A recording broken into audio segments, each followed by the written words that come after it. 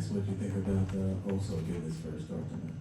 I thought it was good. I thought he's been preparing, for that moment. So I was excited for him, happy for him. A lot of hard work going into that, and it's not going to be his last. So I thought he was ready to play. Brought great energy for us tonight. And the moment wasn't too big, so it's good. Also, you said that you prepared to play if you're not going to play. How much of that was even rushed up more tonight, knowing that you were going to get the start? Yeah, just trying to stay consistent regardless of what my minutes look like. We were an older team, guys miss games, and I just have to be ready. Tyus, I said that one last thing. This stretch is like 7 to 11 days, and I know you guys are professionals and all that, but how much is that kind of wearing on the group, especially with the bodies being down? Yeah, you have these stretches throughout the season, so they're a grind. It's not going to be our last stretch like this, but yeah, it's just a grind when, especially when you got guys down, but we just got to continue to fight, continue to get better, stay together, not let this kind of, get our spirit down, and know that it'll be good for us in the long run. Tyus, when you look at the attention that defenses have thrown at Book, especially with Brad and Kevin now, how would you evaluate the way you guys are operating out of those looks? Yeah, I think, we're still figuring it out.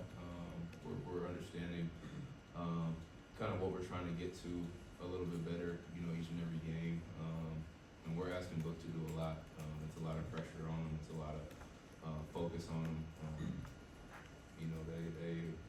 They're physical with them. They hold and grab them, all night. They're throwing two, three bodies at them. So it's a lot on his plate, and we just got to continue to find ways to get him open, the times that we can, and also continue to help him out, with other guys making shots and making plays.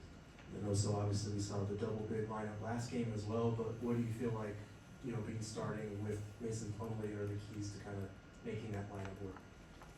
Yeah, just playing in space, being good cutters, screening off the ball, just finding ways to occupy the defense. They're obviously loading up on Book and Tyus right now, so just finding ways to get guys open and then being playmakers when they get the ball. Tyus, when you look at the unique game plan that came with you guys running these double bigs, you guys ran an excellent against Minnesota, but there was a couple more slip-ups tonight. Just where did you notice the gap in execution compared to yesterday with what you guys were trying to do?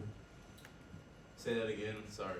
It's okay. Just with the double big lineup, yesterday you guys executed very well. Tonight there were more gaps. Where did you notice the gaps in execution kind of occurring? Yeah,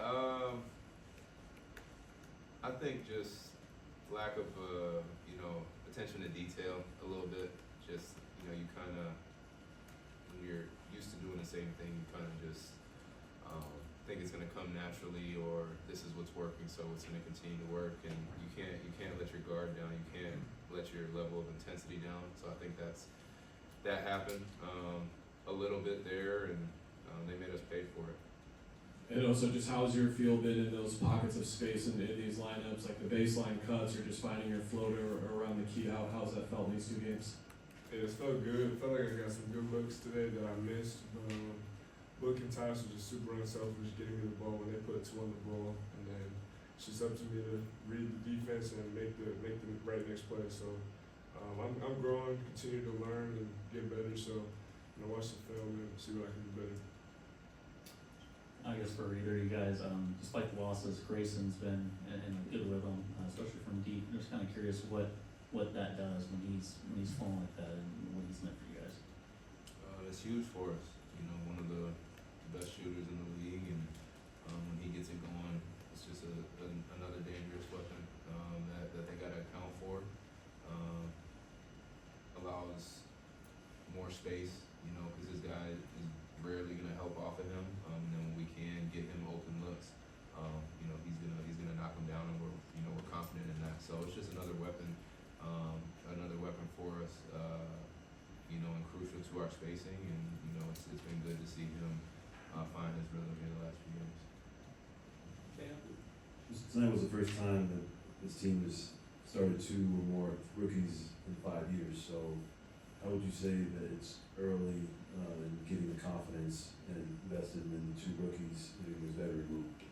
I think it's huge, and I think nobody, you know, like flinched at the thought of that. We trust these guys, you know, since the day they got here. They've shown up every day, worked, got better, learned, and stay prepared and stay ready for the moment. So it says a lot about those two individually, and you know we got a couple good ones, and we're excited for you know what's to come for them. 3 more, Amanda? Tyus, to follow up on what you said about the team needing to stay together even throughout the injuries right now, what exactly are you guys saying to each other in the locker room, and what Coach Bud is saying to you guys to kind of keep your spirits high and ride this wave? Just that, you know, it's a long season. It's a long season. There's ups and downs of the season. There's times where we're going to be playing great ball. There's times where we're going to be struggling to get a win, like right now. And, you know, you just got to continue to push through. You got to try to just stay somewhere in the middle, and just try to continue to improve as a group, you know, because we know what our goals are. And you know, you can't win a championship in November, so we got to continue to grow each and every day, and just stay with it. Last 2, Brendan? Tyus, how would you assess the team's pace? I mean, I know you guys have been without Brad and Kevin, but how would you assess the team's pace? I mean, you talked about you and Bud talked about playing with pace going into the year, and it seems like you guys have kind of played slower based on the numbers. Yeah, we're playing a little slower right now. Personnel is a little bit different right now, so we're just you know trying to figure out ways to continue to have success. You know, it's a little bit different not having Kay and Brad out there. So you know we're not playing as fast as earlier in the year. And yeah, we're trying to figure it out. So we're trying different things.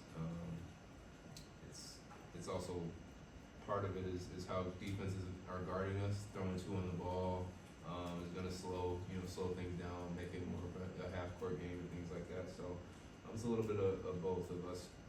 Not typically, you know, not trying to play as fast as we can, but also, you know, product of what the defense is showing us. Caden, last one?